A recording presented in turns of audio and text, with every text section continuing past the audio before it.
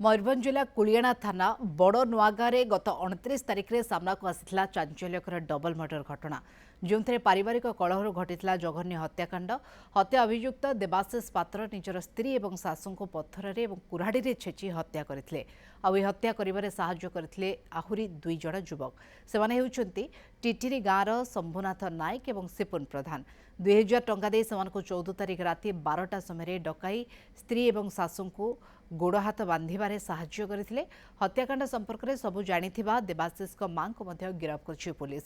एमाने समस्त देवाशीष स्त्री सोनाली दळे और शाशु सुमति दळेंकर हाथ गोड़ बांधिबा सहित 10 फुट गाତରେ पोति देबारे साहाय्य करथिले। हेले एपर्यंत हत्यारे व्यवहार होइथिबा कुराड़ी और पत्थर जबत होई पारि नाही।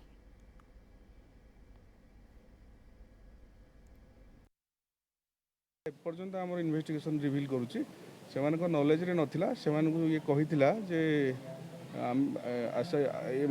यार जो सोनाली हाथ गोड़ बांधि दे गला पर सी क्या डाकिकी बुझासुझा करने तथापि आम से पार्टा को भी आम इन्वेस्टिगेशन रखीचु और तार कथा को आम विश्वास करूँ वेदर एम नॉलेज रे थिला कि नहीं सेटा एट टू वेरीफाए आउ हाथ गोड़ बांधि गला पर